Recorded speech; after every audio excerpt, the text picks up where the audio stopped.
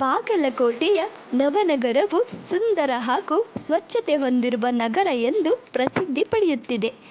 ಆದರೆ ಒಂದು ಕೆಂಪು ಕಾರ್ದಿಂದ ಸ್ವಚ್ಛತೆ ಹಾಳಾಗಿ ನವನಗರಕ್ಕೆ ಕಪ್ಪು ಚುಕ್ಕೆ ಬರುತ್ತಿದೆ. ಯಾವುದು ಕಾರು, ಏನು ಕತೆ ಎಂಬುದನ್ನು ತೋರಿಸ್ತೀವಿ ನೋಡಿ. ಹೀಗೆ ಧೂಳು ತುಂಬಿ ನಿಂತಿರುವ ಈ ಕೆಂಪು ಕಾರ್ ಕೆಳಗೆ ಹಾಗೂ ಮೇಲೆ ಎಲ್ಲೆಡೆ ಧೂಳು.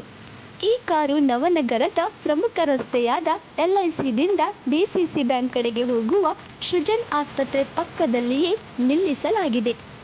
ಸುಮಾರು ವರ್ಷಗಳಿಂದ ಈ ಕಾರು ಇಲ್ಲಿಯೇ ನಿಂತಿದ್ದು ತುಕ್ಕು ಹಿಡಿದು ಹೋಗಿದೆ. ಕೆಳಗಡೆ ಸಾಕಷ್ಟು ಕಸ ತುಂಬಿದೆ. ಸ್ವಚ್ಛತಾ ಹಾಗೂ ರೋಗ ರುಜಿನಗಳು ಹರಡದಂತೆ ಜಾಗೃತಿ ವಹಿಸಬೇಕಾಗಿದ್ದ ಆಸ್ಪತ್ರೆಯ ಮುಂದೆ ಈ ಕಾರು ನಿಲ್ಲಿಸಿರುವುದು ಆಶ್ಚರ್ಯ ಮೂಡಿಸಿದೆ. ಪ್ರತಿದಿನ ಕಸ ಗುಡಿಸಿ ಎಲ್ಲ ಕೊಳಚೆ ಕಾರಿನ ಒಳಗೆ ಹಾಕುವಂತೆ ಕಾಣಿಸುತ್ತಿದೆ. ಏಕೆಂದರೆ ಕಾರಿನ ಕೆಳಗೆ ಗುಟಖಾ ಚೀಟಿ, ಪ್ಲಾಸ್ಟಿಕ್ ಕಸ ಸೇರಿದಂತೆ ಇತರ ಕಸ ಕಡ್ಡಿ ಸೇರಿ ತಿಪ್ಪಿಗುಂಡಿಯಾಗಿದೆ. ಪ್ರತಿನಿತ್ಯ ನಗರಸಭೆ ಹಾಗೂ ಪಟ್ಟಣ ಪ್ರಾಧಿಕಾರದ ವತಿಯಿಂದ ರಸ್ತೆಯಲ್ಲಿ ಸ್ವಚ್ಛತಾ ಕಾರ್ಯ ಮಾಡುತ್ತಿದ್ದರೂ ಈ ಕಾರಿನ ಕಡೆ ಗಮನ ಏಕೆ ಹರಿಸಿಲ್ಲ? ಈ ಕೆಂಪು ಕಾರಿನ ರಹಸ್ಯ ಏನು? ಇದರ ಮಾಲೀಕರು ಯಾರು?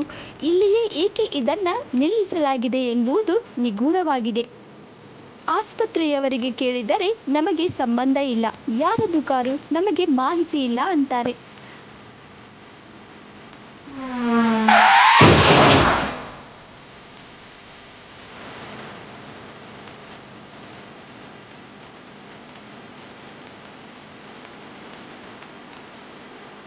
ಈ ತರಹ ಪ್ರಮುಖ ರಸ್ತೆಯಲ್ಲಿ ಧೂಳಾಗಿರುವ ಕಾರಿನ ಬಗ್ಗೆ ನಗರಸಭೆ ಅಥವಾ ಪೊಲೀಸ್ ಇಲಾಖೆ ಮಾಹಿತಿ ಪಡೆದುಕೊಂಡು ಸೂಕ್ತ ಕ್ರಮ ಜರುಗಿಸಬೇಕಾಗಿದೆ.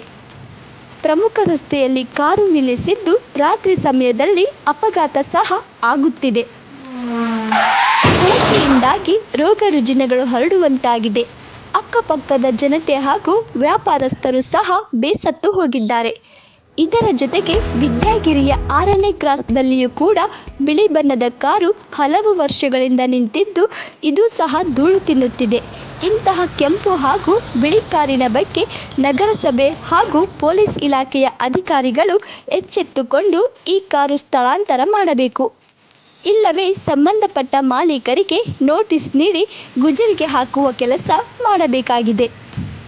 ಇಲ್ಲವೇ ಅಕ್ಕಪಕ್ಕದ ಜನರೇ ರೊಚ್ಚಿಗೆದ್ದು ಏನಾದರೂ ಮಾಡುವ ಮುಂಚೆ ಸಂಬಂಧಪಟ್ಟ ಅಧಿಕಾರಿಗಳು ಗಮನ ಹರಿಸಿ ಸೂಕ್ತ ನಿರ್ಧಾರ ತೆಗೆದುಕೊಳ್ಳಬೇಕಾಗಿದೆ.